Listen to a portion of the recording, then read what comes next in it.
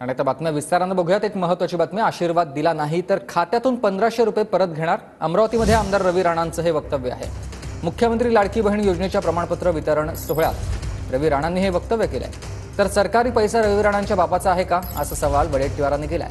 रवी राणा बेईमान माणूस आहे असं देखील विजय वडेट्टीवार म्हणतात। रुपये सरकारने देण्याचं सुरू केलं। दिवाळीनंतर इलेक्शन झाल्यानंतर किमान यांना 1500 जागी 3000 रुपये केले पाहिजे। जर 1500 रुपये आज मिळाले आणि उद्या तुमचा भाऊ म्हणून जर सरकारला विनंती केली की हे 3000 रुपये हे 1500 रुपयाचे 3000 झाले पाहिजे, हे कधी म्हणू शकतो आपण, जेव्हा भरून त्यांना तुम्ही आशीर्वाद द्या।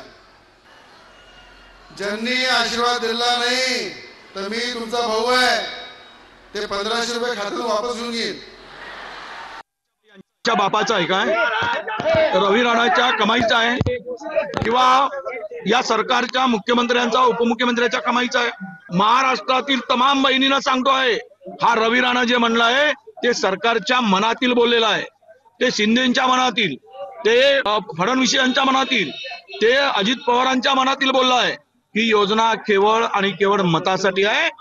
मताची झाली कडकी, बहीण आटवली लाडकी। हा बेईमान माणूस, एवढा खरंटा नालायक माणूस मी राजकारणात पाहिला नाही।